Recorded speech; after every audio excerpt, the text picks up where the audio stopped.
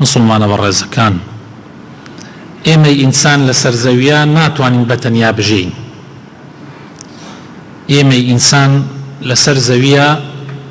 ناتوانین بەتەنیا بژین، بەڵکو پێویستمان بە خەڵکانێکی ترە کە لەگەڵیان نابژین.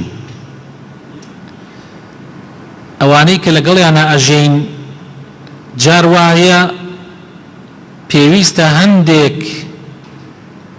هەندێک لە خۆمانیان پێ ببەخشین، یان هەندێک لە شتەکانی خۆمانیان پێ ببەخشین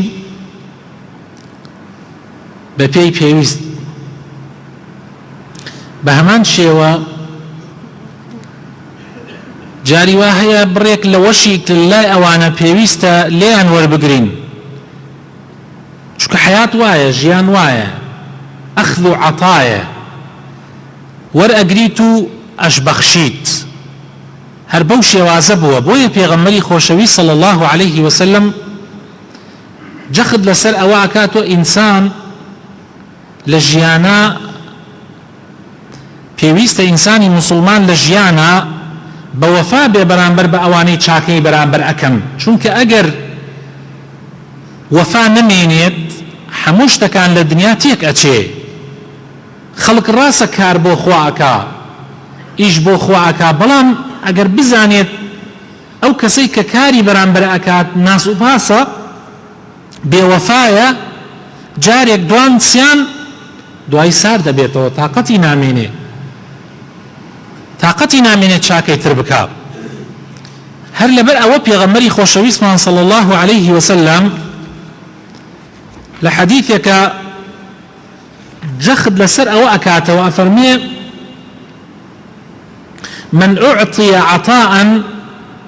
فوجد فليجزي به، ومن لم يجد فليثني، فإن من أثنى فقد شكر، ومن كتم فقد كفر، ومن تحلى بما لم يعطه كان كلابس ثوبي زور. پیغمبری خوا صلی الله عليه وسلم افرمی من اعطي عطاء، هر کسی چاکەیەکی بەرامبەر کرد، عطاءێکی پێدرا، ئەگەر هەیبوو با پاداشتی بداتەوە، پاداشت ئەو کەسەی کە چاکەیەکی بەرامبەر کردووە. ئەی ئەگەر نەیبوو با وەسف و سەنای بکا بە چاکە. تۆ کەسێک چاکەیەکی بەرامبەرت کردووە ناتوانی پاداشتی بدەیتەوە، دەی ئەبێ وەسف و سەنای بکەی، لەناو خەڵکا بەباشی باسی بکەی. فليثني پیغمبر فرمی صلی الله عليه وسلم، فإن من أثنى فقد شكر. أفرمي أو كسك وصفي برامبركي أداتوا وكوا سپاسی کردووە، فەرقی نییە. ئەی ئەگەر کەسێک پاداشتی بەرامبەری نەدایەوە، یعنی ئەو چاکەیەکی بەرامبەری کرد ئەم نەیبوو، یان هەر پاداشتی نەدایەوە، دوای ئەوەش کە پاداشتی نەدایەوە بە باشیش باسی نەکرد لەناو خەڵکا و شاردیەوەی چاکەکانی ئەوی شاردەوە، پێغەمبەری خوا صلی الله عليه وسلم فەرمێ من كتم فقد كفر. هەر کەسێ چاکەی خەڵکی تر بشارێتەوە بەڕاستی کوفری نیعمەتی کردووە، کوفری نیعمەتی کردووە، یعنی نیعمەتەکانی ئەو کابرایەی شاردۆتەوە، و ئەوە پێ ئەوترێ کوفرانی نیعمەت، نیعمەتەکانی خەڵکی ئەشاریتەوە. ومن تحلى بما لم يعطه كان كلابس ثوبي زور. پێغەمبەر صلی الله عليه وسلم فەرمی هەر کەسێک خۆی بڕازێنێتەوە بە چ شتێک کە هی ئەو نەبێ و وا دەریخا کە هی خۆیەتی، وەکەوە وایە دوو پۆشاکی درۆینەی کردوێتە بەر، وەکەوە وایە دوو پۆشاکی درۆینەی کردوێتە بەر. كان كلابس ثوبي زور. ثوبي زور زانایان بەو شێوە لە یەکێدەنەوە ئەم حەدیثە ئەفەرمن وەکەوە وایە ئینسان كمن يلبس ثوبين مستعارين ويظهر أنهما ملكه. كابرايك دوو کەلپەلی کردوتە بەر، خۆی پێ ئەڕازێنێتەوە ژێر و بان، وا دەرێخا کە هی ئەوە بەڵام هی ئەویش نییە.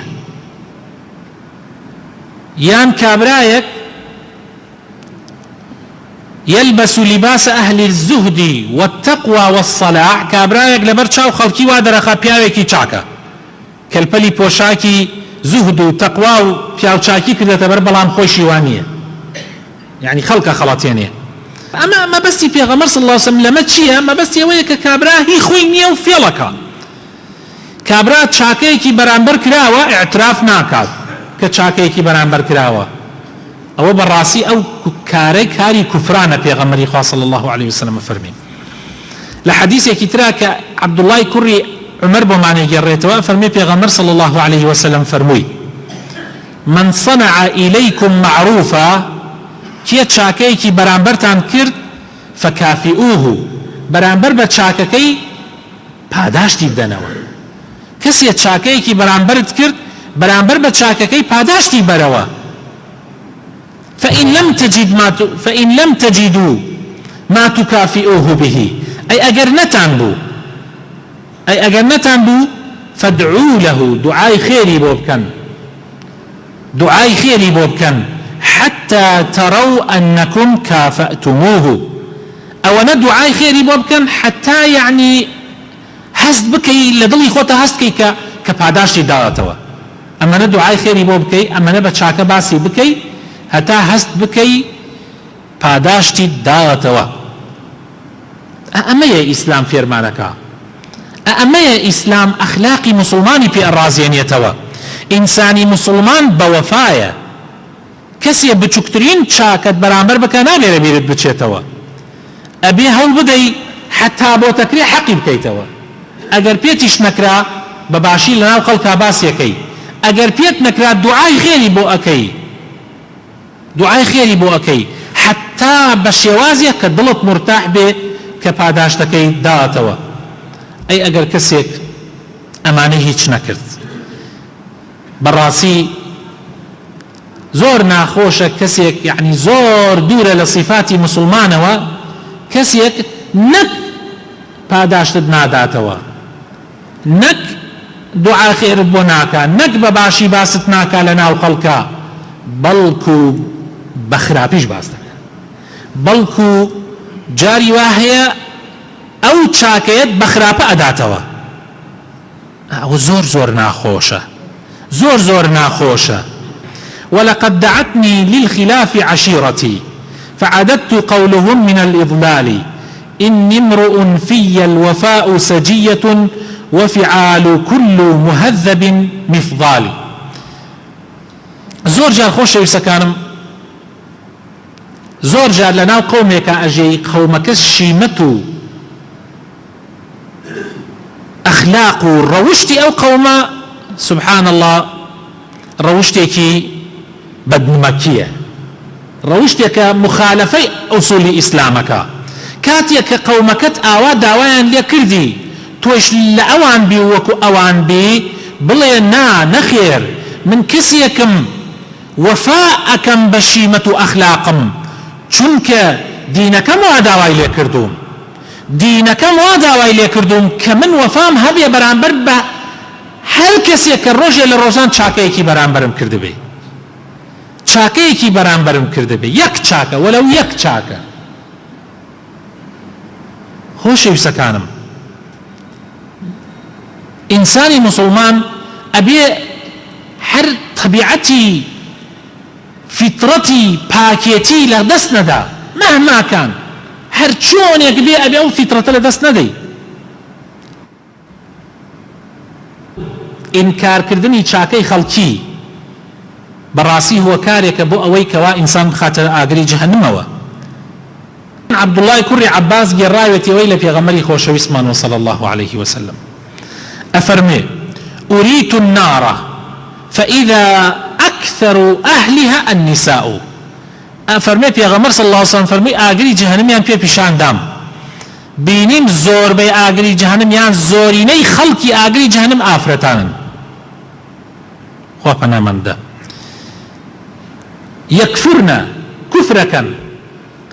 ألين من شوتم أي پیغمبري خوا يا رسول الله أيكفرن بالله كفر بخواكن فرمي نخير كفر بخواناكن بلام يكفرن العشير بەڵام کوفری ژیان ئەکەن کوفری چاکەی بەرامبەر ئەکەن چاکەکانی بەرامبەر ئەشارنەوە و باسی ناکەن و اعترافی پێ ناکەن يكفرن العشير ويكفرن الإحسان لو أحسنت إلى إحداهن الدهر ثم رأت منك شيئا قالت ما رأيت منك خيرا قط الله لم صفتك الناشرين خوا أفرتان من لو صفة ناشرين بدور بقري أوانك وملا أفرتي لكن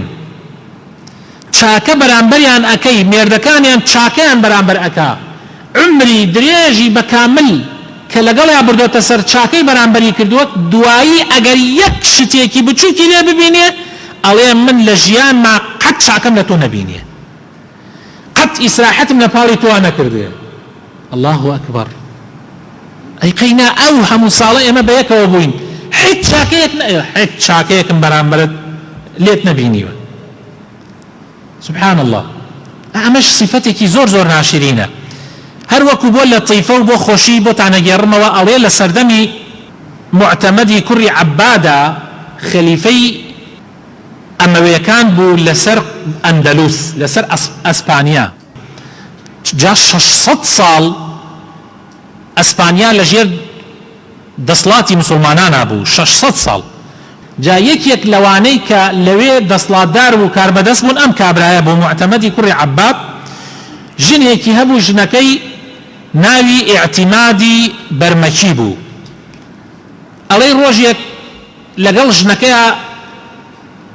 مەوکیبی خلافەوە بە شوێنێکا تێپەڕ ئەبن ئەبینن بڕێک کیژۆڵکە یاری ئەکەن لە ناو قوڕە ئەڵێ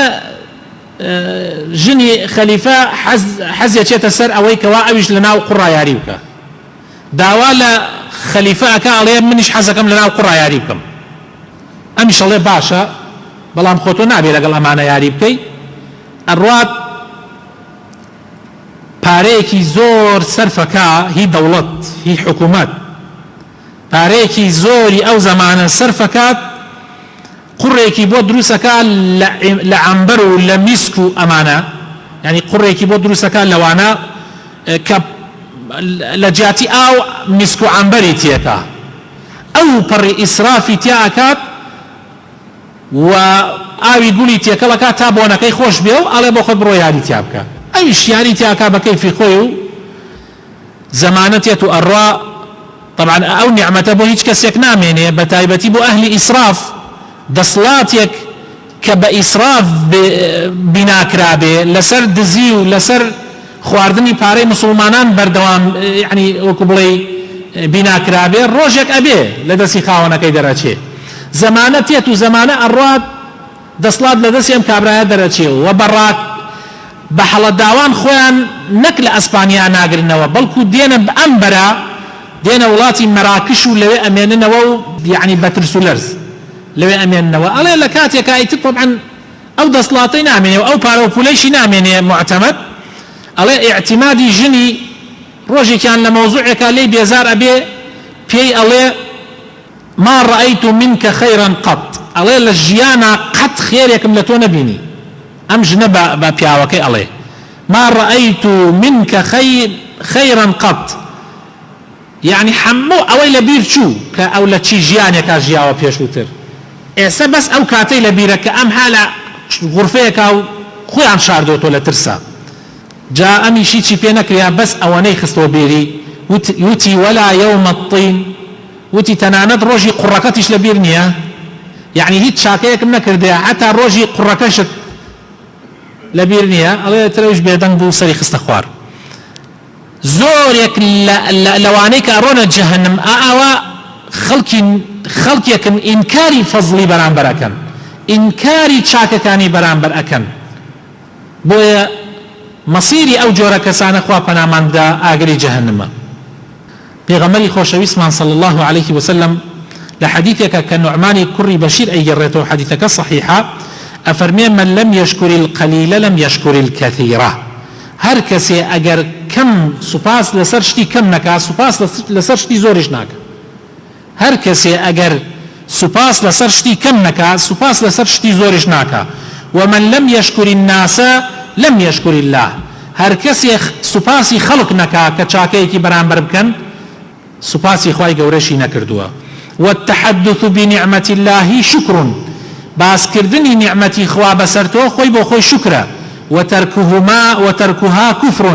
هەر کەسێک نعمەتەکانی خوا باس نەکا نعمەتی خەڵکیش بەسەریەوە باس نەکا بەڕاستی کوفرە. بەڕاستی ئەمە هینەکەی خوا کوفری خوایە و هینەکەی خەڵکیش کوفری نعمەتە.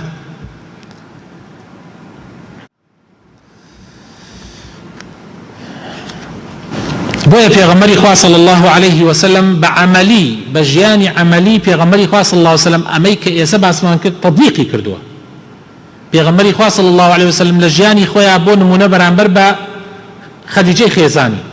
پێغەمبەری خوا صلی الله عليه وسلم زۆر بەوەفا بووە. لە هەموو لەحەزاتێکە لە خۆشیەکانە خەدیجە ئەکەوتە بیر چونکە لە ناخۆشیەکانە خەدیجە لەگەڵیا بووە. هێشتا پێغەمبەر صلی الله عليه وسلم لە ناخۆشیەکان دەرنەچوو بوو خەدیجە وەفاتی کرد. بۆیە هەر خۆشیەکی توش بووە یەکسەر لەو کاتە باسی خەدیجەیە کرد و ئەکەوتە بیری کە ئەو ژنە بەوەفایی چەند بەوەفا بۆ بەرامبەری. بۆیە پێغەمبەر صلی الله عليه وسلم حیوانێکی وڵاقێکی سەر ببڕایە حیوانێکی سەر ببڕایە دائما پێغەمبەری خوا صلی الله عليه وسلم بیری لەوە ئەکردەوە کەوا خەدیجە خۆزگا خەدیجە لەگەڵا بووایە. بۆیە کە خەدیجە نەماوە بەشە گۆشتی تایبەتی ئەنارد بۆ هاوڕێکانی خەدیجە بەشە گۆشتی تایبەتی ئەنارد بۆ هاوڕێکانی خەدیجە. حتى عائشە خوای لێ ڕازی بێ کە خێزانی پێغەمبەر بۆ صلی الله عليه وسلم يعني جای وا بۆ ئەفەرمێ خۆی ئەیگەڕێتەوە ئەفەرمێ من پێغەمبەری خوا صلی الله عليه وسلم چەندین خێزانی تری هەبووە غیرەم بەرامبەر بە هیچ کامیان نەکردووە ئللا بەرامبەر بە خەدیجە کە من هاتم خەدیجە وەفاتی کردبوو نەما بوو. بس ئەوەنە پێغەمبەر صلی الله عليه وسلم باسی چاکەکانی خەدیجەیە کرد بەڕاستی لەناو دڵما غیرەم بۆ دروست بوو. بۆیە ڕۆژێکیان وتم ئەی پێغەمبەری خوا ئەمە چی ئەوەنە باس خەدیجە ئەکەی خوای گەورە خەدیجەی بۆ گۆڕیت بەلەوە باشتر. فەرمووی نەخێر نەخێر نەخێر کەس نییە ئەوەنەی خەدیجە باش بێ.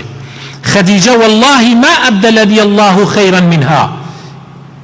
هیچ کەسێک جێگەی خەدیجە ناگرێتەوە. قد آمنت بي حين كفر الناس كاتي خلقي هميان كافر بون برامبر بمن كفريان كرد بپیامەکەی خواب کە بۆ من هاتبوو خەدیجە ئیمانی پێهێنا. كاتي خلقي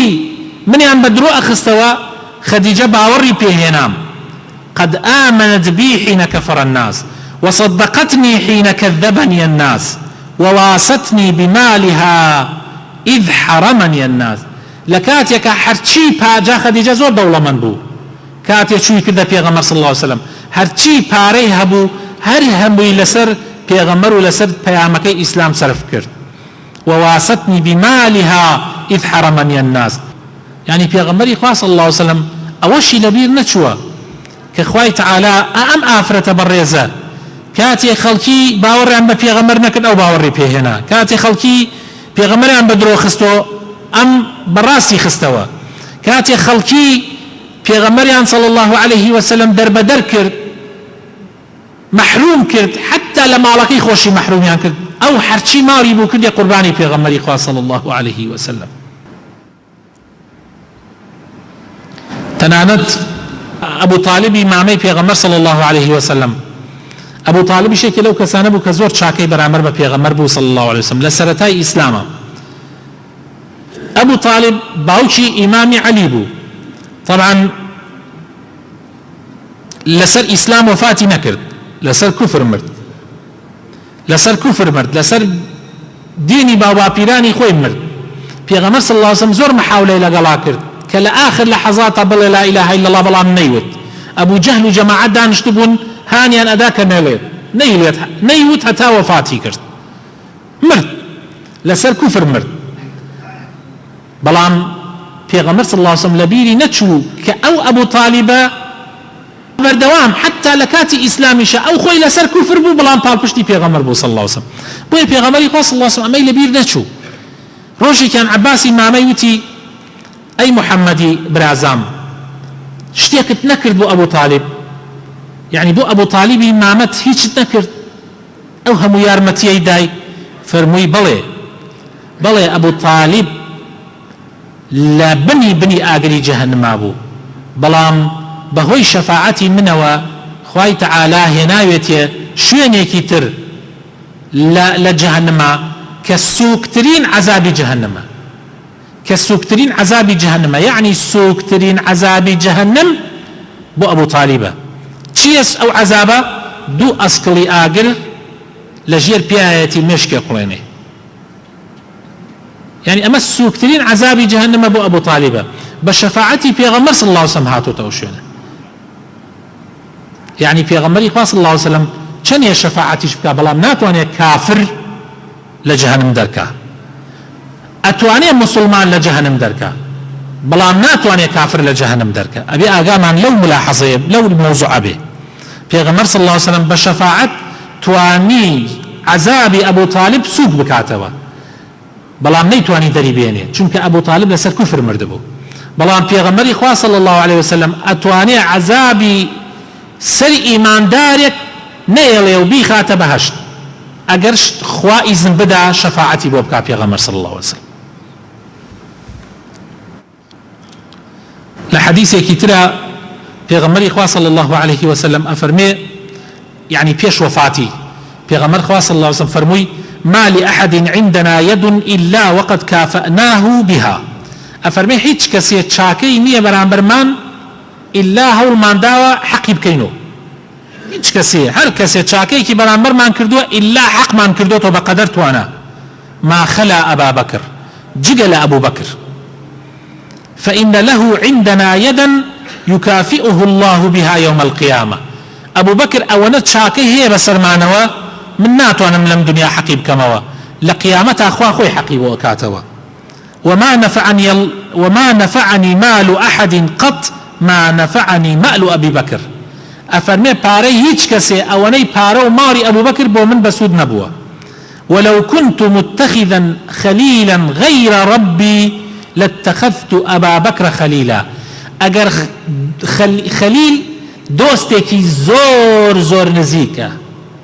يعني كالحمون هنا كانت أقداره أجر كسي كي ترم بكر ده خليل جيجا لأخواي قورا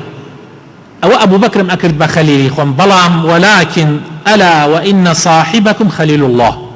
بلام بيغمري خوا صلى الله عليه وسلم خوا كريت خليلي خوي لبر أو نيتواني أبو بكر مكاب خليلي خوي أجر أو نبوعي أبو بكر أبو بخليلي من بيغمري خوا صلى الله عليه وسلم أفرمي وهروها أو أنصاريانيك لنا رحترين كاتا پاڵپشتی پێغەمبەر بوون ماڵ و سەروەت و سامانیان کردە قوربانی ئیسلام پێغەمبەری خوا صلی الله عليه وسلم ئەمەندە بەوەفا بوو کاتێ مەککە فەتح کریا کە مەککە خۆشەویستترین وڵات بوو پێغەمبەر خۆی ئەفەرمێ ئەی مەککە تۆ خۆشەویستترین وڵاتی خوای لەلای من خۆشەویستترین بلادی خوای لەلای من بەڵام لەگەڵ ئەوەشا پێغەمبەری خوا صلی الله عليه وسلم مدینەی جێ نەیەڵا لەبەر خاتری ئەنسار لبر خاطري أنصاري كان چونك أو أنصاريانا زور پاڵپشتی پێغەمبەر بوون صلى الله عليه وسلم لبر أول لكاتي كپێغەمبەری خوا صلى الله عليه وسلم دەستکەوتی حونەینی دابەش ئەکرد دای بە خەڵکێکی زۆر ئەنساریەکان دڵیان شتێکی کرد وەکو بێتاقەت بوون پێغەمبەری خوا صلى الله عليه وسلم بۆ بەشی ئێمە نادا جا پێغەمبەری خوا خەبەرەکەی بیست هات بۆ ناویان پێی فەرموون ئەنساریەکان ئایا ئێوە گومڕا نەبوون خوای گەورە بەهۆی من و هاورتانیە سەر ڕێگا و هیدایەتی دان ئایا ئێوە پەرتەوازە نەبوون عەشرەتەکانتان گشتی یەکتری ئەکوشت بەهۆی منەوە خوای تەعالا کردنی بە یەک قەوم ئایا ئێوە فەقیر نەبوون هەژار نەبوون خوای تەعالا بەهۆی منەوە دەوڵەمەندی کردن وتیان بەڵێ هەموو ئەمە پێغەمبەری خوا چی بفەرمایەوە بەڵێ منەتی خوا و پێغەمبەری خوا بەسەرمانەوەیە ئەمجا فەرمووی پێغەمبەری خوا صلی الله عليه وسلم فەرمووی ئێوەش بۆتان هەیە بڵێن ئایا تۆ دەربەدەر نەبووی ئێمە داڵدەماندای سبحان الله يعني خۆی پێغەمبەری خوا صلی الله عليه وسلم خۆی ئەمە ئەڵێ ئەوان نەیانوت بەڵام پێغەمبەری خوا صلی الله عليه وسلم خۆی فەرمووی ئێوەش بۆتان هەیە ئەمە بڵێن ئەی محەممەد تۆ دەربەدەر نەبووی ئێمە داڵدەماندای تۆ نەئەترسای لە دەستی قەومەکەت ڕات کرد بەڵام هاتی ئێمە بووینە پشت و پەنات و لە ترسی ئەوان ڕزگارمان کردی ئیتر زۆری فەرموو پێغەمبەری خوا صلی الله عليه وسلم لە ئەخیرا فەرمووی واللهی أي أنصاري كان وخوشويسترين قوما للاي من أم جاء فرمي آية الرازي نابن ألا ترضون أن يذهب الناس بالشاة والبعير وتذهبون بالنبي إلى رحالكم آية والرازي نابن خلق حشتر بواتو بمال خلق مر بواتو خلق فعل بواتو بلام إيوه بيغمر بوانوا وتيان بلي أي بيغمر إخوة إيما بو الرازين إيما بيغمر ما لقلا بيتو هيج ما ناوي بويا بيغمر إخوة صلى الله عليه وسلم حتى وفاتي كلنا مدينة مايوة ووفاتي شكرت قبركشي لمدينة وتا قيامة مدينة رازاوتوا بيغمر وبيعراني بيغمر إخوة صلى الله عليه وسلم أو مكة بيروزة بيغمر صلى الله عليه وسلم بوينة قرايوة مالكي لمكبو بلان بجي الله هاد بو مدينة واو وفاء بو أنصار وفاء بو أو قوم بريزة أو قوم حتى قيامة أنصار نايوان هاو أخويانا يعني بشتيواناني بيغمر إخوة صلى الله عليه وسلم بو إنساني مسلمان أبي زور بوفا بي أبي لهموك الزياتر موكو أهل إيمان أبي وفا من هبي أجر كسي تشاكيكي برانبر ما كرت بقدري توانا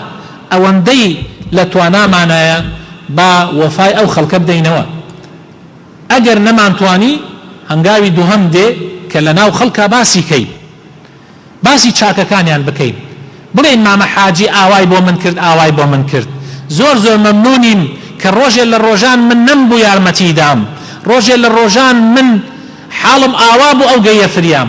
باسي تشاكا كان يبكا اگر نتواني باسي چاكا كاني بكي چوكا جاري واهي بيت ناكري باسي كي